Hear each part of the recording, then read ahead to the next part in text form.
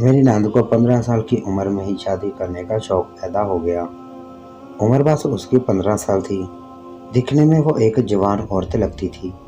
मैं सोच में पड़ गई कि इतनी सी उम्र में लड़की को शादी करने का शौक पैदा होना कोई आम बात नहीं थी। ज़रूर कोई बात है।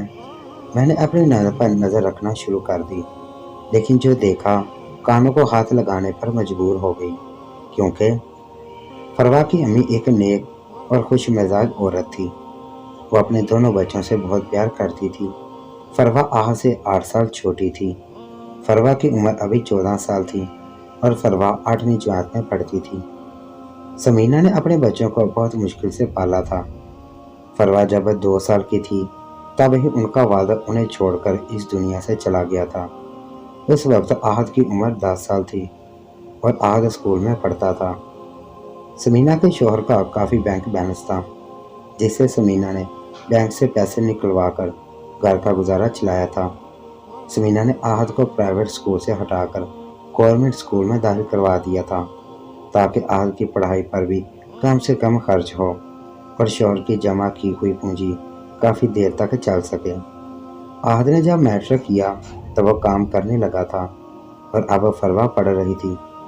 समीना ने सोचा था कि फरवा को भी बस मैट्रिक ही करवाऊंगी और फिर 2 साल घर के काम काज सिखाकर उसकी शादी कर दूंगी।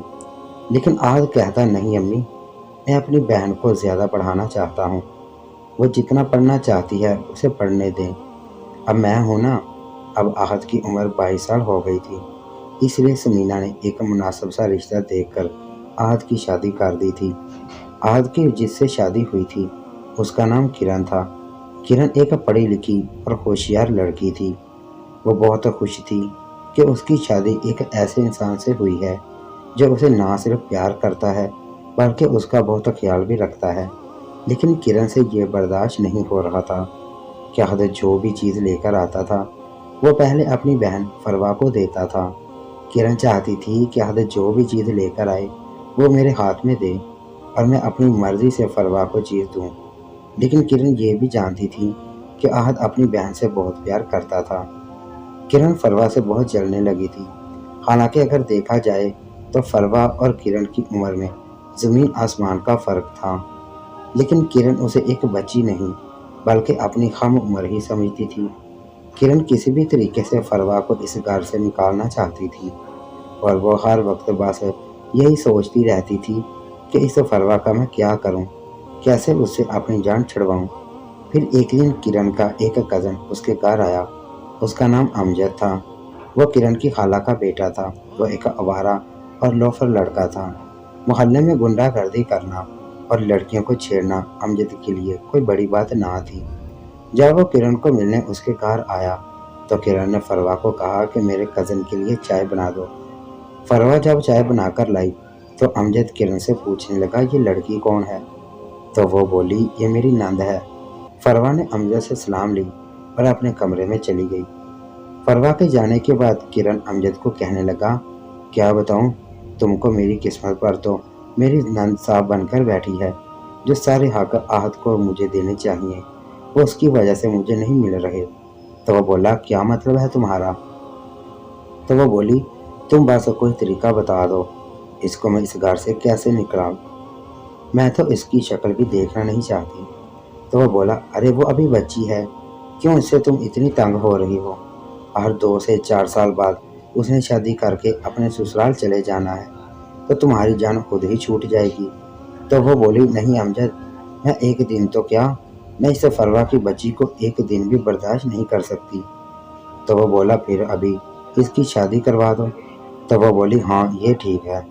मेरी सास एक दिन मुझे बता रही थी कि उनकी शादी 13 साल की उम्र में हो गई थी और मेरी नंद की उम्र तो 15 साल है, लेकिन उससे शादी करेगा कौन? किरण ने ये बात कहकर अमजद को कहा, और तुम किस दिन काम आओगे? तुमने भी तो शादी करनी है ना, तो क्यों ना तुम्हारी शादी फरवा से करवा दूं? तो वो बोला, ये तुम क्या कह रही हो?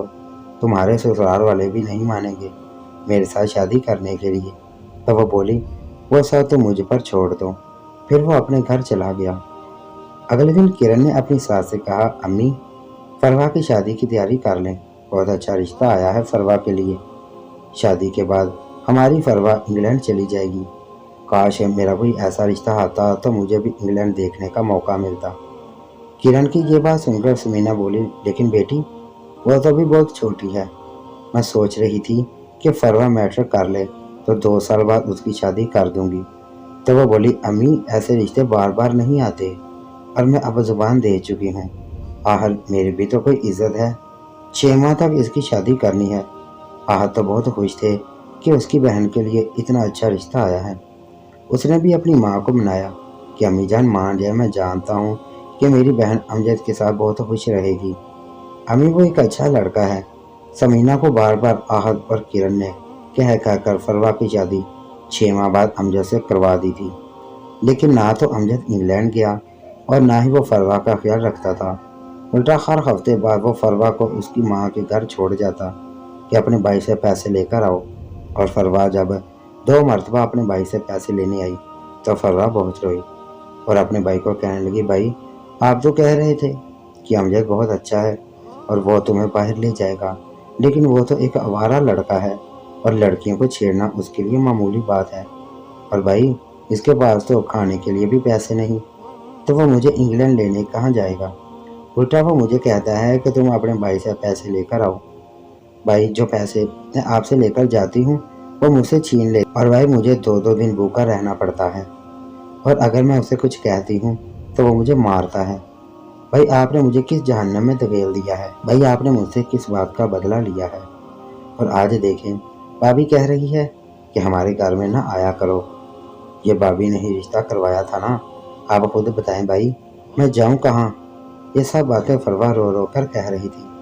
آہد کو بہت غصہ آ رہا تھا۔ اس نے اپنی بیوی سے کہا، بولو اب بولتی کیوں نہیں؟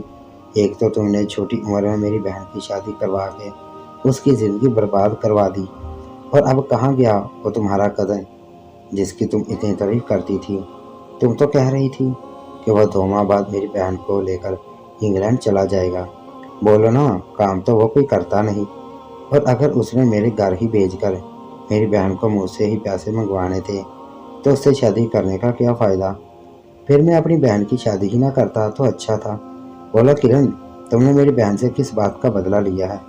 اب بولو نا، اگر تمہارے ساتھ ایسا ہوا ہوتا تو کیا تم نے برداشت کرنا تھا؟ کرن اب بہت پچھتا رہی تھی کہ میں نے فروا کی شادی امجد سے کیوں کروائی، حالانکہ کرن جانتی تھی کہ امجد ایک آوارہ اور بدمعاش لڑکا ہے اور وہ کوئی کام نہیں کرتا، اور فروا سے جان چھڑوانے کے لیے کرن نے فروا کی شادی امجد سے کروا دی تھی۔ لیکن وہ یہ نہیں جانتی تھی کہ فروا کے ساتھ ساتھ امجد جیسی مصیبت بھی دوبارہ اس کے گلے پڑ جائے گی۔ اس لیے اسے اب اپنی اس غلطی پر پچھتاوا ہو رہا تھا کہ مجھے فروا کے ساتھ ایسا کرنا نہیں چاہیے تھا۔ کرن نے احد اور فروا سے معافی مانگی، اور پھر امجد سے فروا کی طلاق ہو گئی تھی اور فروا دوبارہ سے اسکول جانے لگی تھی، لیکن فروا کی زندگی برباد ہو گئی تھی۔ اب وہ فروا پہلے جیسی نہ رہی تھی، وہ اب خاموش رہنے لگی تھی، اور نہ ہی اب وہ اپنی ماں یا بھائی سے کسی چیز کی فرمائش کرتی تھی۔ فروا کی بھابھی نے اپنی آسائشوں کے لیے کم عمر میں فروا کی شادی کروا کے اس کی زندگی برباد کر دی تھی، اس لیے کم عمر کی لڑکی کی کبھی بھی شادی نہیں کروانی چاہیے۔ کرن نے فروا کے ساتھ جو کیا اس کے لیے احد اور فروا کو اسے معاف کرنا چاہیے تھا یا نہیں؟ آپ بھی اپنے رائے کمنٹ میں ضرور بتائیے گا۔